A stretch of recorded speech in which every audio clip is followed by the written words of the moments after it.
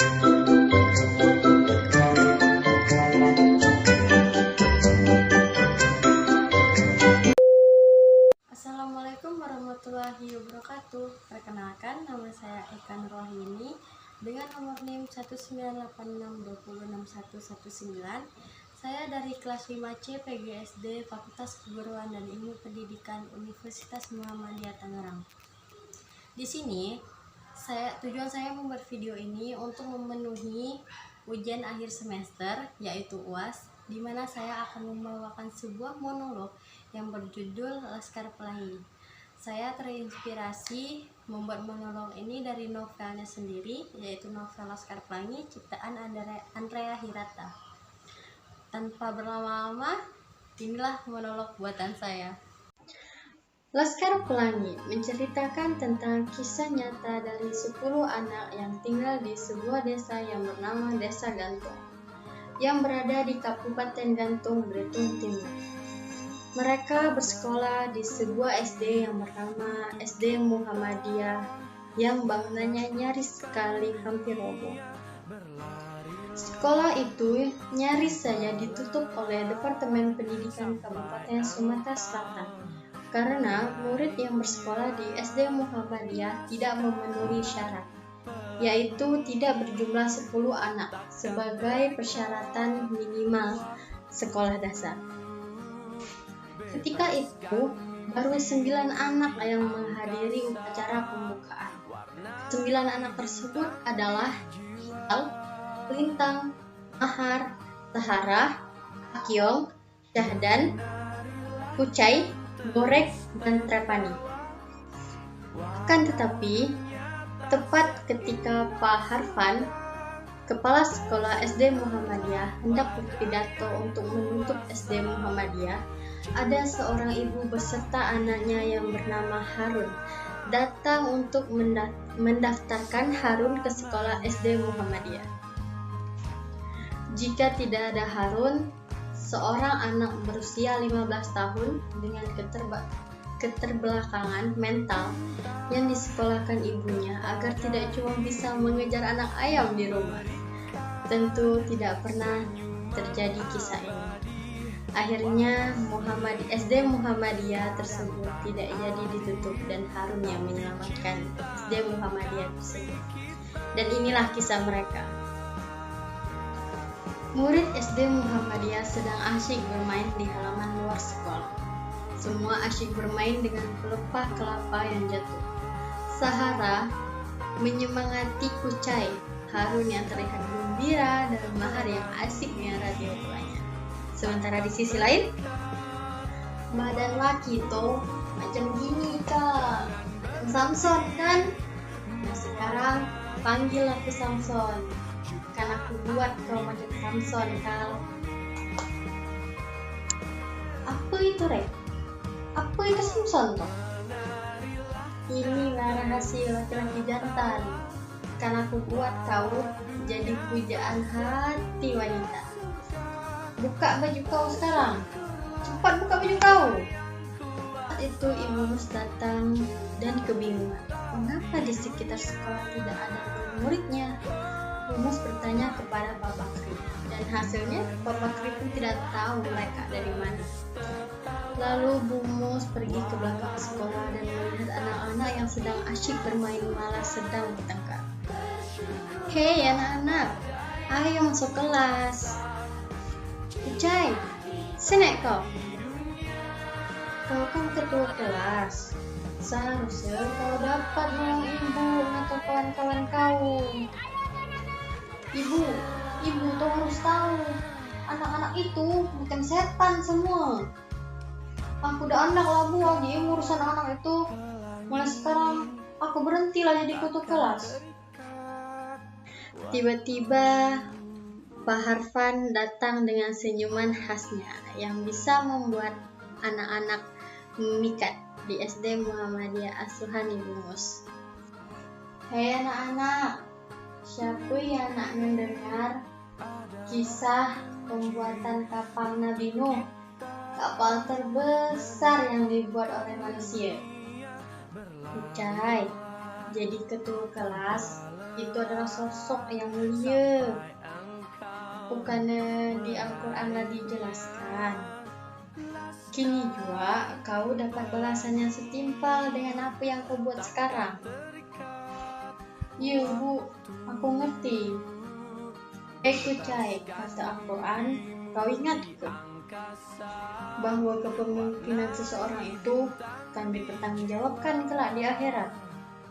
Maka dari itu, kau harus sabar menghadapi anak-anak itu. Biarpun anak-anak itu macam setan. Keesokan harinya, kelas yang mereka pakai sebenarnya adalah kandang hewan. Pada pagi harinya, ruangan itu penuh dengan hewan ternak yang membuang kotoran di mana-mana. Dan ruangan tempat belajar mengajar tersebut penuh dengan genangan air. Karena pada malam harinya, ruangan tersebut terkena bocoran air hujan. Bu Mus terlihat bingung mendapati keadaan ini. Sementara Pak Harfan malah menyuruh Bu Mus untuk belajar di luar ruangan. Akan tetapi Bu Mus tidak mau, tapi Pak Harfan terus memaksa. Sehingga akhirnya Bu Mus mengajak anak-anak tersebut belajar di luar. Bu Muslimah pun mengajak anak-anak untuk belajar di luar sekolah. Dengan mengendarai sepeda ontel, mereka pergi belajar di luar ruangan. Sedangkan Pak Harfan membersihkan dan membetulkan ruangan kelas yang rusak.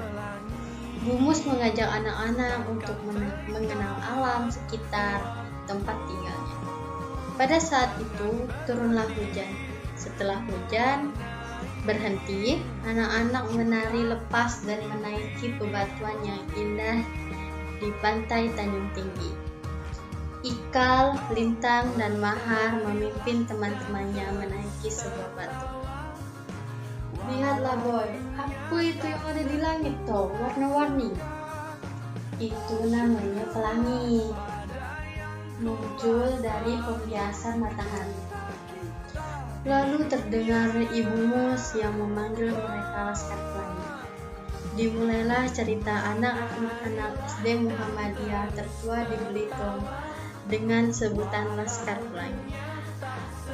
Hari-hari berlalu dengan senyum, tawa, sedih, dan sebagainya.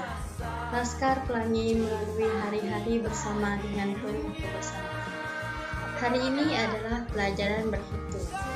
Di SD PN Timah, ketika pelajaran berhitung, gurunya membagikan kalkulator. Sementara para anggota Laskar Pelangi belajar berhitung dengan lidi sisa sapu halaman. Laskar Pelangi, ayo kita berhitung. Keluarkan lidi masing-masing. Laskar Pelangi saling berebut lidi, dan Bu Mus melerainya. Lalu Bu Mus memberikan soal.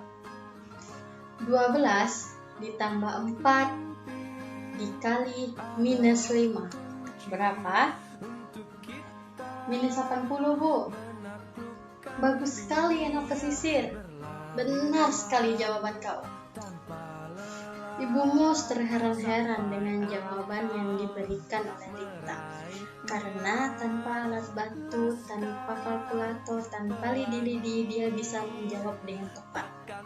Sementara di sisi lain, Harun dan Sahara sibuk membicarakan kucing Harun yang berjumlah 3, beranak 3, dan berbelang 3. Keesokan harinya, Lintang menghampiri Mahar yang sedang asyik mendengarkan radio tuanya di atas pohon.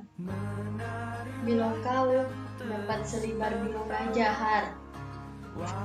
Aku yang ada dalam radio kau, Har.